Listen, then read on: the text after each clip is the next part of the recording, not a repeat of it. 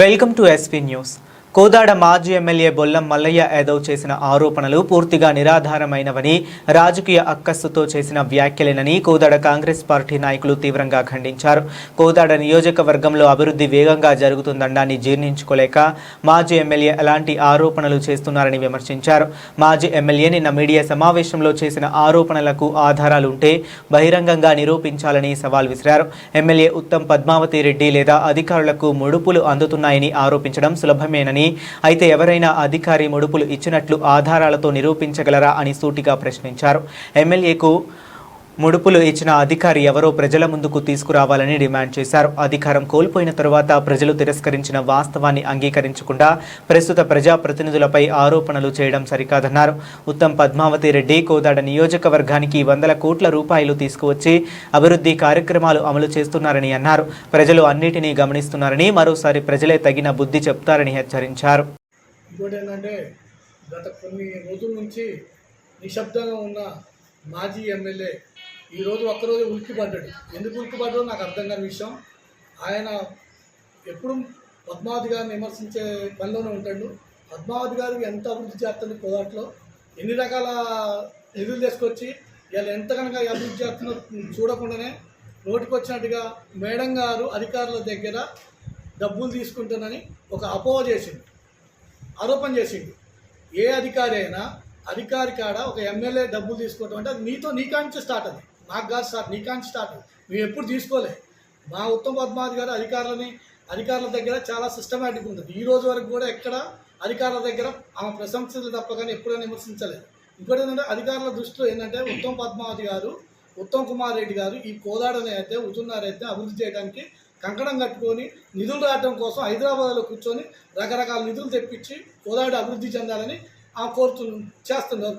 దాన్ని అడ్డం పెట్టుకొని ఎంతసేపటికి ఇక్కడ మేడం గారు అక్కడ అసలు ఎవరు ఉసుక మాఫియా ఎవరు, మట్టి మాఫియా ఎవరు, గంజాయి మాఫియా ఎవరు, ఏంది ఎన్ని రకాల మాఫియా, చివరికి వైన్స్లో కూడా ఇలాంటి వరకు కోదాడలో ఉన్న వైన్ షాపులకు సంబంధించిన ఎంఆర్పి రేట్ అమ్ముతారు. అంటే ఒక మేడం గారు కాబట్టి ఎంఆర్పి రేట్ అమ్ముతారు.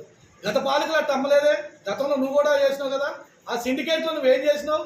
నీ బినామీ మనిషిని పెట్టి నువ్వు డబ్బులు లాగుతున్నావు. అదొక్కటే కాదు, మళ్ళీ ఇటు వచ్చేస్తే మట్టి మాఫియాకి నువ్వు ఇచ్చిన టోకెన్లు తెలుసు.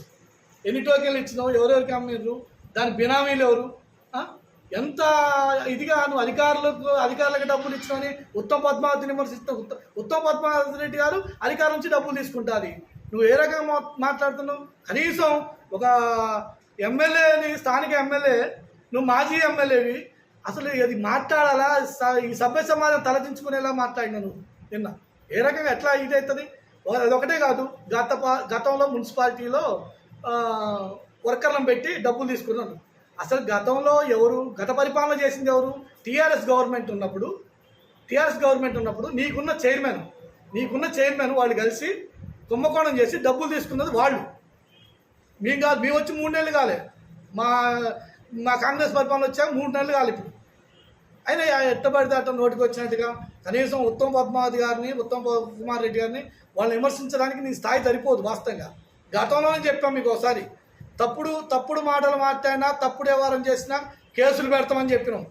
భవిష్యత్తులు చెప్తాను. ఇవాళ కాంగ్రెస్లో ఉన్న మా కార్యకర్తలు ఎవరు ఒప్పుకునే పరిస్థితిలో లేరు.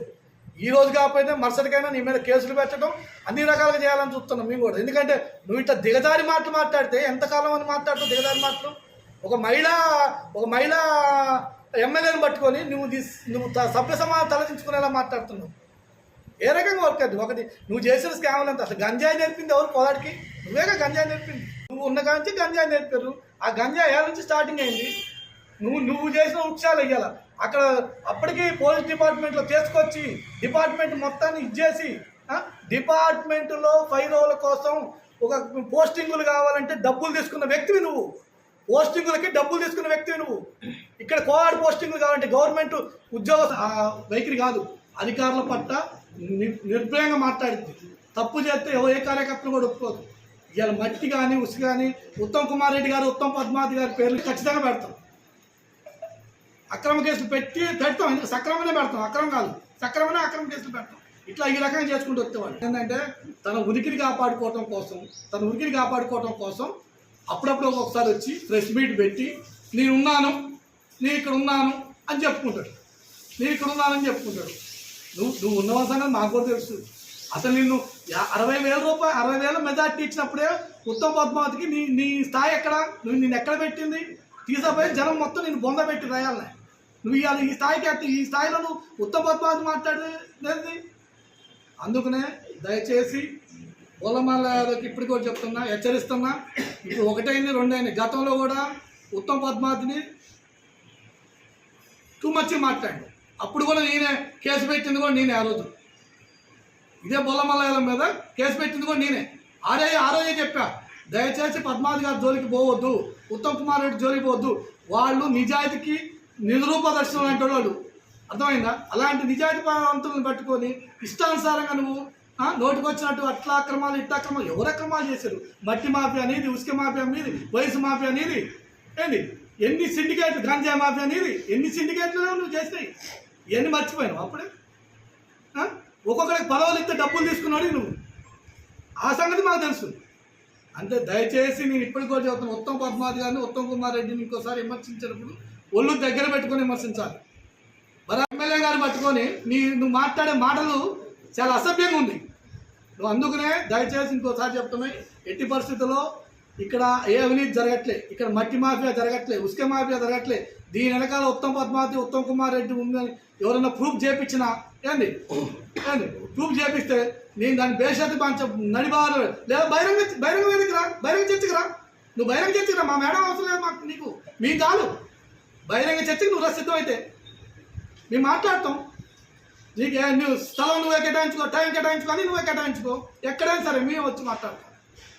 నీకు మేడం గారి దాకా అవసరం లేదు. మీకు సామాన్య కార్యకర్త చాలు నీ స్థాయికి. గత పాలకులు గతంలో నువ్వు మున్సిపాలిటీలో ఉద్యోగాలు ఇప్పించి నువ్వు పరిపాలన చేసేటప్పుడు నీ టీఆర్ఎస్ చైర్మన్ ఉన్నప్పుడు దోపిడీ చేసి అన్నీ చేస్తే దాన్ని కడుక్కోవడానికి మాకు ఇన్ని రోజులు పట్టింది. ఇప్పటికి కడుక్కుంటున్నాం, 3 నెలల నుంచి కడుక్కుంటున్నాం మున్సిపాలిటీని. ఎన్ని తప్పులో ఎన్ని ఉన్నాయో అన్ని ఉన్నాయి. లేకపోతే పద్మావతి గారిని అలా, ఉత్తమ్ కుమార్ రెడ్డి గారిని ఏంది ఇది? అసలు నువ్వు చేసిన పాపాలే ఇవన్నీ మున్సిపాలిటీలో. నీ చైర్మన్ చేసిన పాపాలే ఆ రోజుల్లో. మమ్మల్ని మేము కాదు కదా. నువ్వు చైర్మన్ చేసి నీ చైర్మన్ చేసిన పాపాలు కడుక్కోవడానికి మాకు ఇన్ని రోజులు పడుతుంది. ఇంకోవాళ్ళు ఇటు ఏ అభివృద్ధి చేయాలంటే నిన్న కాక మొన్న మిషన్ తీసుకొచ్చినాం మున్సిపాలిటీ తరఫున, రోడ్డు ఊడ్చే మిషన్ తీసుకొచ్చినాం. ఎన్ని పనులు చేపిస్తున్నాం? పద్మావతి గారి కన్సందులో అన్ని పనులు చెప్తున్నాం. ఉత్తమ్ పద్మావతి పార్క్ చూసుకోండి, అది చిన్న రీల్ వస్తే దానికి ఎంత డెవలప్మెంట్ చేశారు, సుందరీకరణ చేశారు. దాన్ని ఎన్ని అని చెప్పాలి, ఒకటి కాదు 2 కాదు. పద్మావతి గారు చేసేది గవర్నమెంట్ హాస్పిటల్ చూడండి, గవర్నమెంట్ హాస్పిటల్ చూడండి, కోర్టు భవనం చూడండి. ఎన్నో కళ్ళు ఉండి చూడలేని కబోతులు వీళ్ళు. అర్థమైందా? కళ్ళు ఉండి చూడలేని కబోతులు వీళ్ళు. ఇప్పటికైనా చెప్తున్నా, దయచేసి పద్మావతి గారిని విమర్శించడం బంద్ చేయి. ఫస్ట్ నువ్వు ఏదంటే అభివృద్ధిలో సహకరించు. అర్థమైందా?